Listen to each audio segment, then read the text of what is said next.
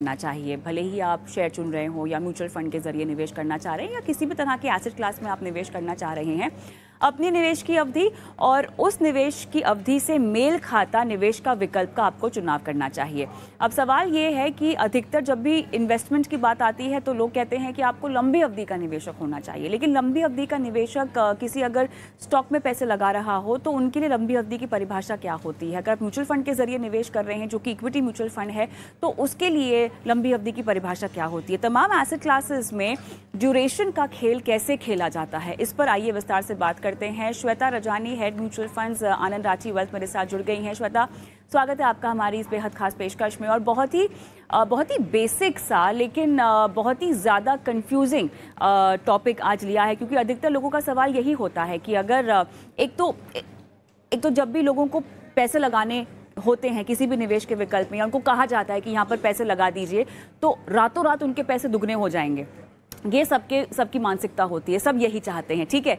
लेकिन duration play एक होता है जो आपको बहुत समझदारी से खेलना चाहिए, खासतौर से अगर आप उस तरह के निवेशक हैं जो किसी अवधि के मुताबिक अपने निवेश विकल्प को, अपने इन्वेस्टमेंट इंस्ट्रूमेंट को बांधना चाहते हो। तो आज हम केवल एक लंबी अवधि का निवेश है इस मुद्दे को उठा रहे हैं। अलग अलग एसेट क्लासेस के मुताबिक कैसे आपको निवेश की अवधियों को समझना चाहिए, ये मुद्दा उठा रहे हैं। तो Shweta, broader term, long term investor ये क्या होता है? लॉन्ग टर्म इन्वेस्टिंग क्या होती है, बताइए।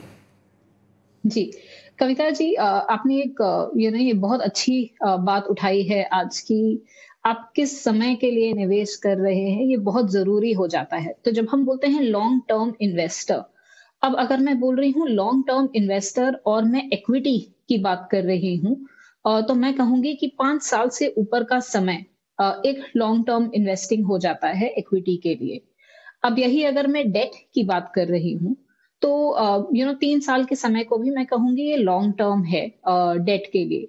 और ये अलग क्यों होता है? इक्विटी के लिए 5 साल के ऊपर और डेट के लिए 3 साल भी लॉन्ग टर्म चल जाएगा। ये क्यों है? क्योंकि जो आपके रिटर्न की अस्थिरता होती है इक्विटी में ज़्यादा होती है, जिसको हम आपकी स्टैंडर्ड डेविएशन एक टर्म होता है स्टैटिस्टिकली, जिसको हम बोलते हैं कि कितना आपके रिटर्न में उतार चढ़ाव कितना डिफरेंस हो सकता है। इक्विटी में वो ज्यादा होता है। तो इक्विटी में 1 साल के समय के लिए अगर आप निवेश कर रहे हैं तो कभी आप पैसे गवा भी सकते हैं, कभी 10% बना सकते हैं, कभी 50% भी बना सकते हैं। यही अगर हम डेट की बात करें तो हो सकता है 1 साल में आप कहीं 6% बना दें या 8% बना दें। तो जो रेंज है रिटर्न की, डेट में कम होती है, इक्विटी में ज्यादा होती है। तो वो स्थिरता लाने के लिए, आपके रिटर्न के लिए आपको लंबे समय तक उस एसेट क्लास में रहना पड़ता है। इसीलिए अगर हम इक्विटी कहेंगे तो मैं कहूंगी आप 5 साल के ऊपर का समय, ये अवधि मन में बनाकर फिर निवेश करें। डेट में निवेश कर रहे हैं तो 3 साल भी लंबा समय हो सकता है। श्वेता, मैं चाहती हूँ कि तमाम एसेट क्लासेस में लंबी अवधि का अगर हम रिटर्न देखना चाहें या लंबी अवधि में एक तो किस एसेट क्लास के मुताबिक क्या लंबी अवधि होती है ये हमको बता दीजिए, और लंबी अवधि का रिटर्न उसकी परिभाषा की लंबी अवधि के मुताबिक कितना है ये बता दीजिए।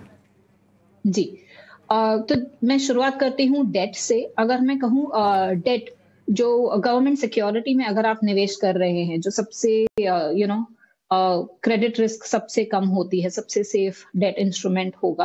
अगर वहां पे हमने निवेश किया है और मैं 10 साल के करीबन का रिटर्न देख लूं तो 8.5% की रिटर्न आई है वहां पे। यही अगर मैं 3 साल का समय देख लूं तो 3 साल में आपके डेट फंड ने आपको करीबन 5% की रिटर्न दी होगी। इक्विटी में अगर हम आ जाते हैं तो इक्विटी में 10 साल के समय के लिए आपने 13% की रिटर्न बनाई होगी। अगर हम बात कर ले करीबन 5 साल की, तो वो भी उसी रेंज में है, 14% के आसपास की आपकी रिटर्न होगी। तीसरा एक एसेट क्लास होता है गोल्ड, जो जिसमें एक्चुअली वॉलेटिलिटी डेट से ज्यादा होती है, और रिटर्न जो हम कहें लंबे समय का अगर देखें 10 साल का रिटर्न तो गोल्ड में बना है 6.5% का। तो इस हिसाब से भी अगर हम देखें तो मैं कहूंगी अगर मुझे एक एसेट क्लास चुनना है, गोल्ड और डेट को, क्योंकि दोनों ही करीबन 6 से 8% की रेट की रिटर्न देते हैं, तो डेट एक बेटर एसेट क्लास रहेगा। डेट के लिए आप 1 साल 3 साल का अगर आपका निवेश का समय है तो आप डेट कंसिडर करें। अगर आप 5 साल से ऊपर की निवेश देख रहे हैं तो इक्विटी एक बहुत अच्छा एसेट क्लास हो जाता है आपके निवेश के लिए। दूसरी एक चीज कविता जी मैं आपको यहाँ बताऊंगी, जैसे जैसे लंबा समय होते जाता है, अब आपने यहाँ देखा कि इक्विटी की रिटर्न आपकी 12 से 14% की है। क्योंकि ये रिटर्न ज्यादा है, जैसे जैसे समय बढ़ता जाता है, जो हम पावर ऑफ कंपाउंडिंग बोलते हैं, उसका असर दिखता है और वो वेल्थ क्रिएशन जो आपको इक्विटी में दिखेगी लंबे समय तक रहने के लिए, वो बहुत अच्छी दिखेगी, जो डेट में उतनी नहीं दिखेगी। तो अगर 5 साल से कम आप निवेश करना चाहते हैं तो आपके पोर्टफोलियो में आप डेट रखें, ज्यादा प्रोपोर्शन डेट रखें। अगर 5 साल से ज्यादा का समय है आपके पास तो ज्यादा पोर्शन आप इक्विटी में रखें।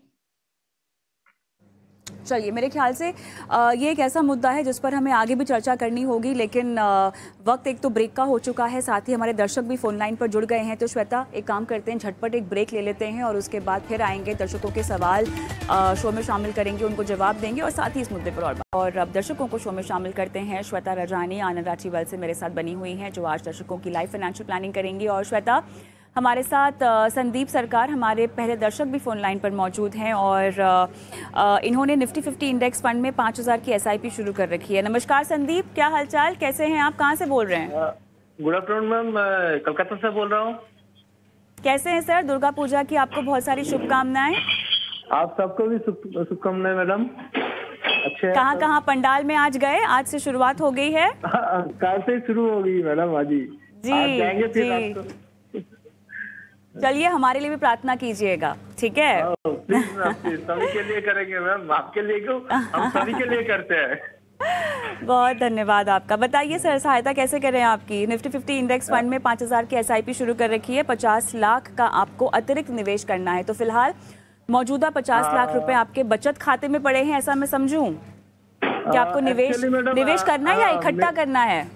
एक्चुअली मैम कुछ तो मेरा बचत खाता में नियर अबाउट 15 लाख करीब पड़ा हुआ है एंड एडिशनल मुझे चाहिए, अनदर 50 लाख एडिशनल चाहिए।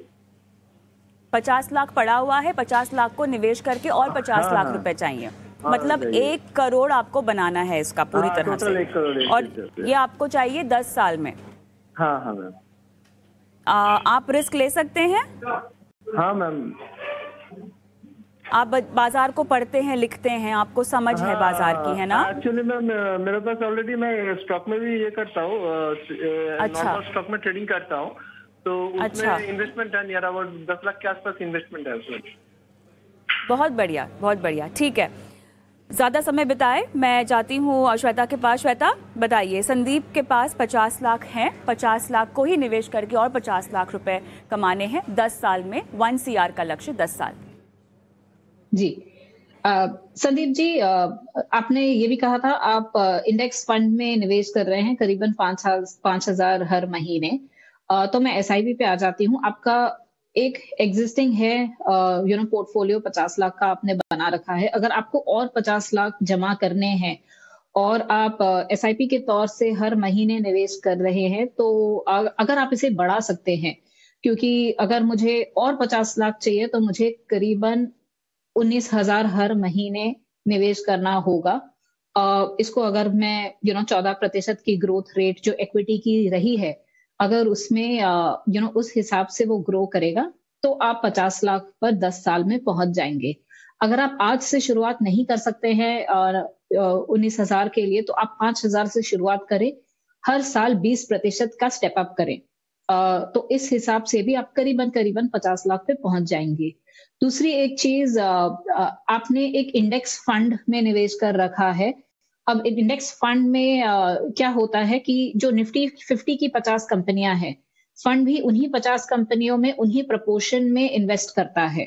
तो जो इस इंडेक्स फंड का रिटर्न बनता है वो इंडेक्स के कंपैरिजन में थोड़ा सा कम हो सकता है कभी कभार, क्योंकि फंड का खुद का खर्चा भी होता है जो वो निकालना चाहता है। इसके कंपैरिजन में अगर आप एक एक्टिव फंड में निवेश करें, लार्ज कैप ओरिएंटेड फंड में ही करें, एचडीएफसी फ्लेक्सी कैप ले लें या डीएसपी इक्विटी अपॉर्चुनिटीज ले लें, तो उसमें फंड मैनेजर के पास एक ज्यादा फ्लेक्सिबिलिटी आ जाती है कि वो क्या खरीद सकते हैं, क्या बेच सकते हैं अपने पोर्टफोलियो की। और हमने पिछले कुछ सालों में देखा गया है कि ये एक्टिव फंड्स आपको पैसिव फंड के कंपैरिजन में या इंडेक्स फंड के कंपैरिजन में 2 से 3% हर साल ज्यादा रिटर्न दे सकता है। इसीलिए मैं कहूंगी इंडेक्स फंड में ना एसआईपी करके आप ये जो एक्टिव फंड्स हैं इनमें निवेश करें। डीएसपी इक्विटी अपॉर्चुनिटीज है, एचडीएफसी फ्लेक्सी कैप है, चाहे तो एक आईसीआईसीआई का फोकस इक्विटी फंड है। ये 3-4 फंड आप कंसिडर कर सकते हैं आपकी इन्वेस्टमेंट के लिए। संदीप जी, आप मेरे साथ फोन लाइन पर हैं? हाँ, बोलिए। समझ गए सर आपको क्या सलाह दी जा रही है? हाँ मैम, एकदम क्लियर है। All the best, all the best. आगे बढ़ते हैं। हरिप्रसाद जी मेरे साथ फोन लाइन पर हैं। सर नमस्कार, कहाँ से बोल रहे हैं? हाँ नमस्ते मैम। कहाँ से बोल रहे हैं सर? हेलो मैम, मैं आपकी आवाज आ रही है, बात कर रहा हूँ। बताइए सर, कैसे आपकी सहायता करें? मैम मैंने आपको पोर्टफोलियो भेजा है मेरा। जी बिल्कुल, आपने पोर्टफोलियो भेजा हुआ है और अपनी बेटियों के लिए, आप उनके भविष्य के लिए, शादी के लिए, खुद के रिटायरमेंट के लिए आप निवेश करना चाहते हैं 15 से 20 साल के लिए। काफ़ी कुछ आपने हमें जानकारी दे दी है और लक्ष्य भी आपने बांधे हुए हैं। बताते हैं आपको ये सब कैसे पूरा होगा। श्वेता बताइए, कहाँ से ये शुरुआत करना चाहती हैं आप? जी हरिप्रसाद जी, सबसे पहले तो मैं आपको एक सलाह दूंगी कि आपने कहा आपको आपके रिटायरमेंट के लिए, बच्चों की पढ़ाई के लिए, उनकी शादी के लिए आप पैसे जमा करने की शुरुआत कर रहे हैं। बहुत जरूरी हो जाता है कि आपका जो ये लक्ष्य है, आप एक इनको नंबर टर्म्स में डाल दें कि आपको रिटायरमेंट के लिए 50 लाख चाहिए होंगे, बच्चों की पढ़ाई के लिए समझ लीजिए 25 लाख चाहिए होंगे 10 साल बाद। तो इस तरह से अगर आप ये नंबर जोड़ देंगे ना, तो आपको बहुत आसानी होगी ये डिसाइड करने में कि मुझे आज कितना निवेश शुरू करना है। जैसे रफली अगर आप आज के दिन पे मैंने सारे नंबर आपके जोड़े, आप करीबन 22,000 का हर महीने एक एसआईपी या अलग अलग इन्वेस्टमेंट्स में निवेश कर रहे हैं। अगर आप इसको आज जैसे आप कर रहे हैं, आप एनपीएस में निवेश कर रहे हैं, सुकन्या समृद्धि योजना में निवेश कर रहे हैं, कुछ फंड्स में डाल रहे हैं, 90% आपका डेट ओरिएंटेड इन्वेस्टमेंट में है, 10% इक्विटी ओरिएंटेड इन्वेस्टमेंट में है। अगर आप इसी तरह से इसमें निवेश करते चलेंगे तो ये करीबन आपको 8% की ग्रोथ रेट देगा। अब 8% अगले 15 साल तक अगर मैं जोड़ दूं तो ये आपको ले जाएगा करीबन 80 लाख पे। यही अगर आपके पास लंबा समय है तो पहला सुझाव मेरा आपको ये रहेगा, क्योंकि आपके पास लंबा समय है, इसे आप चेंज कर सकते हैं। आप 80 से 90% इक्विटी में निवेश करें, इक्विटी फंड्स में निवेश करें, और 10 से 20% आप चाहे तो डेट ओरिएंटेड जो आपकी एनपीएस है, पीपीएफ है, सुकन्या समृद्धि है, वैसे इंस्ट्रूमेंट्स में आप निवेश करें। इससे क्या होगा, आपका पोर्टफोलियो का ग्रोथ रेट बढ़ जाएगा। यही जो पहले आप 80 लाख पे ले जाते, इसको आप करीबन 1,30,00,000 पे ले जा सकते हैं। तो एसेट एलोकेशन आप चेंज करें, आपका लक्ष्य आप नंबर टर्म्स में पहले डिफाइन कर दें, क्योंकि 7-8% पे तो आप महंगाई को भी बीट नहीं कर पाएंगे।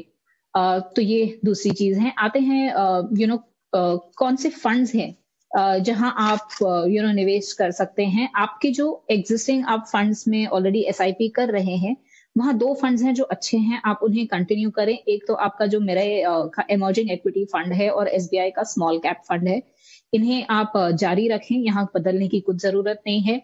जो यूटीआई का इंडेक्स फंड है, पराग पारिक का एक फ्लेक्सी कैप फंड है, इसमें आप एसआईपी बंद कर दें और इसके जगह पे आप एक डीएसपी इक्विटी अपॉर्चुनिटीज फंड में निवेश कर सकते हैं। एसबीआई का कॉन्ट्रा फंड है। पीजीआईएम मिड कैप के जगह पे कोटक का जो मिड कैप फंड है, जिसे कोटक इमर्जिंग इक्विटी फंड कहते हैं, उसको आप उसमें आप निवेश कर सकते हैं। तो ये मेरी आपको तीसरी सुझाव रहेगी, फंड लेवल पे आप क्या बदल सकते हैं। साथ जी, ऑल द बेस्ट आपके निवेश के लिए। अगले दर्शक की ओर बढ़ते हैं, जो कि मेरे साथ राजेश वर्मा साहब जुड़ गए हैं। सर नमस्कार, कैसे हैं, कहाँ से बोल रहे हैं? मैं भोपाल से बोल रहा था मैडम। कैसे हैं आप सर? ठीक है मैडम। सर 50 लाख रुपए आपको म्यूचुअल फंड में डालने हैं। आपको फिलहाल आपकी रेगुलर इनकम कहाँ से है? मैं ऐसे अज्यूम कर रही हूँ कि आप रिटायर्ड हैं, क्या ये सही है या आप अभी भी रेगुलर फ्लो इनकम है आपकी? रिटायर्ड है, 45,000 रुपए इनकम है मेरी मंथ की पेंशन की। ठीक है सर, ठीक है, ठीक है सर। म्यूचुअल फंड में आप पैसे लगाना चाहते हैं 50 लाख, क्या पहले भी लगा चुके हैं? हाँ, पहला मेरा चल रहा है। आपका चल रहा है तो आपको? हाँ, पहले तीन फंड चल रहे थे मेरे।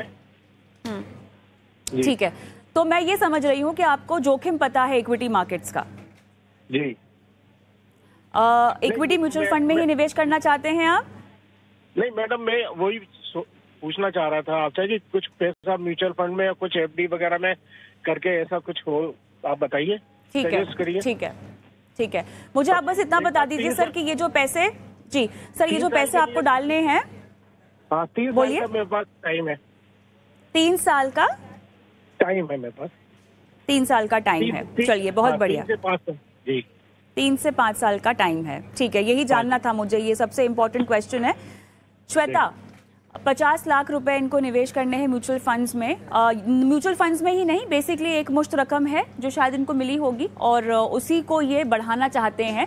अब आप बताइए कि जोखिम कहाँ कम होगा? 3 से 5 साल के लिए म्यूचुअल फंड में कोई बैलेंस्ड रणनीति या फिक्स्ड इनकम की कोई रणनीति या फिक्स्ड डिपॉजिट? क्योंकि मौजूदा समय में श्वेता फिक्स्ड डिपॉजिट में भी आपको बढ़िया ब्याज दर मिल रही है कि नहीं? और अगर डेट म्यूचुअल फंड्स की तर्ज पर हम देखें तो आपकी टैक्स की कैलकुलेशन तो एक ही जैसी हो गई है, ठीक है? तो इनके लिए एक तो सेफगार्ड करना है इस कैपिटल को, उसका विकल्प, उसके ऊपर कमाई और टैक्स का बोझ कम, ठीक है? ये कहाँ हो सकता है? उम्र देखिए 63 साल की है। जी, उम्र मैंने देखी। और राजेश जी, मुझे नहीं पता आज के दिन पे पोर्टफोलियो लेवल पे आपके पास कितना इक्विटी कितना डेट है, लेकिन अगर मैं इस 50 लाख को देखूं तो मेरा सुझाव आपसे ये रहेगा कि इसमें आप एक 60-40 एलोकेशन कर लें, 60% इक्विटी में और 40% डेट में। तो इसका मतलब ये हो गया करीबन 30 लाख मैक्सिमम। अगर आप ज्यादा जोखिम लेना चाहते हैं तो 35 लाख आप इक्विटी में निवेश करें और 15 से 20 लाख आप डेट पे करें। पहले आ जाती हूँ इक्विटी में। इक्विटी में मैं आपको एक बैलेंस अप्रोच कहूंगी, 3-4 फंड। तो आपको इन फंड्स के through large cap, mid cap, small cap सभी में आप निवेश कर जाएंगे तो एक रिटर्न की बेनिफिट भी मिल जाएगी, रिस्क आपकी स्प्रेड आउट हो जाएगी। तो कुछ फंड्स यहाँ जैसे HDFC का flexi cap fund, Aditya Birla का स्मॉल कैप फंड, एक कोटक का मल्टी कैप फंड और चाहे तो एक और स्मॉल कैप में 2 फंड्स कहूंगी, क्योंकि वहां आपके पास एक ज्यादा डाइवर्सिफिकेशन आपको मिल जाएगी स्मॉल कैप के स्पेस में। तो आदित्य बिरला और HDFC दोनों ही स्मॉल कैप फंड में आप निवेश कर सकते हैं।